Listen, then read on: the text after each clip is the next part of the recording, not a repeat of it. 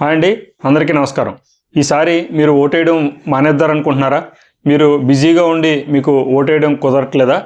అయితే మీ అకౌంట్ నుంచి రూ. 350 మీరు ఎలక్షన్ కమిషన్ వారికి సమర్పించుకోవాల్సిందే. లేదా మీకు అకౌంట్ లేదంటే మీరు ఫోన్ రీఛార్జ్ చేస్తారు కదా, అందులో నుంచి అయితే మీ అమౌంట్ అయితే కట్ అయిపోతుంది. అలా అని చెప్పి మా అమౌంట్ని తీసుకుంటున్నారని చెప్పి మీరు కోర్టులకు వెళ్ళాలనుకున్నారా? ఆల్రెడీ ఎలక్షన్ కమిషన్ కోర్టు దగ్గర నుంచి పర్మిషన్ తీసుకుంది.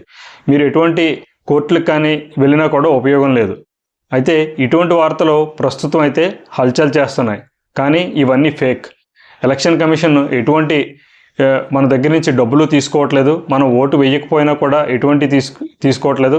కేవలం మనకి ఓటు వేయాలని ఒక అవగాహన అయితే వారు మాత్రం కల్పిస్తున్నారు. అంతే తప్ప ఎటువంటి అమౌంట్ మనం వేయలేకపోయినంత మాత్రాన ఎటువంటి అమౌంట్ మన అకౌంట్ నుంచి డిలీట్ అవ్వదు. అలాగే మన ఫోన్ నుంచి కూడా డిలీట్ అవ్వదండి.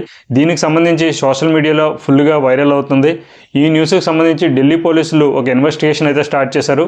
ఇన్వెస్టిగేషన్ స్టార్ట్ చేసే కన్నా ముందు కూడా ఎలక్షన్ కమిషన్ వారిని నిజంగా ఈ న్యూస్ నిజమేనా, అయితే ఎలక్షన్ కమిషన్ వారు ఇటువంటి స్టేట్మెంట్ కానీ ఇటువంటి నోటీసులు కానీ ఏమన్నా ఇచ్చారా అని చెప్పేసి వారిని వివరణ అడగా ఎలక్షన్ కమిషన్ వారు అటువంటిది ఏమీ లేదు, మేము ఇటువంటిది ఏది కూడా స్ప్రెడ్ చేయలేదని చెప్పేసి వారి యొక్క సోషల్ మీడియాలో కూడా వారు వివరణ ఇవ్వడం జరిగింది.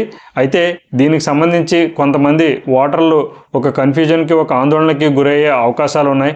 కాబట్టి ఢిల్లీ పోలీస్ వారు దీనికి సంబంధించి ఒక సపరేట్ వింగ్ని అయితే స్టార్ట్ చేశారండి. దానికి ఈ న్యూస్ని ఎవరైతే వైరల్ చేస్తున్నారో, ఎవరైతే స్ప్రెడ్ చేస్తున్నారో వారి మీద కఠినంగా చర్యలు ఉంటాయి. ఎందుకంటే ఎలక్షన్ కోడ్లో ఉన్నప్పుడు తప్పుడు ప్రచారాలు చేస్తే శిక్షలు కూడా అంతే కఠినంగా ఉంటాయి.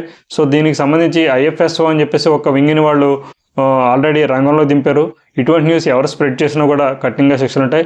సో ఎవరైతే ఈ న్యూస్ని స్ప్రెడ్ చేస్తున్నారో సో దయచేసి ఇటువంటి ఫేక్ న్యూస్ని అయితే స్ప్రెడ్ చేయొద్దండి. మీకు వీలుంటే ఓటర్ని అవగాహన పెంచండి. ఓటు ఎందుకు వేయాలి, ప్రజాస్వామ్యంలో ఓటర్ ఒక ప్రభావం ఎంతవరకు ఉంటుంది, ఓటు వేయడం వల్ల మనం వేయకపోవడం వల్ల ఏం కోల్పోతాం, వేయడం వల్ల మనం ఏం ప్రశ్నించగలుగుతామనే విషయాల్ని సవివరంగా ఓటర్లు ఎవరైతే ఉంటారో, ఎవరైతే ఇల్లిటరేట్స్ ఉంటారో వాళ్ళకి వివరించే పని అయితే చేయండి తప్ప ఇటువంటి ఫేక్ న్యూస్ని అయితే దయచేసి ఎవరో కూడా స్ప్రెడ్ చేయొద్దు. సో ఇది ఫ్రెండ్స్, ఈ యొక్క ఎలక్షన్ కమిషన్ డిటెక్ట్ చేస్తుంది రూ. 350 అనే విషయాన్ని అయితే ఇదంతా ఫేక్ అండి. మీరు ఎవరో కూడా నమ్మొద్దు. దయచేసి ఈ ఫేక్ న్యూస్ని కూడా ఎవరికి స్ప్రెడ్ చేయొద్దు. కాకపోతే నేను ఈ వీడియోని మాత్రం ఖచ్చితంగా 10 మందికి తెలియజేయండి. దీనివల్ల ఎంతోమందికి అవగాహన అయ్యే అవకాశం ఉంటుంది. సో ఈ వీడియో మీకు నచ్చినట్లయితే తప్పకుండా లైక్ చేయండి. అలాగే నా ఛానల్ ఇప్పటివరకు ఎవరైనా సబ్స్క్రైబ్ చేసుకోకపోతే so please subscribe to my channel. Bye.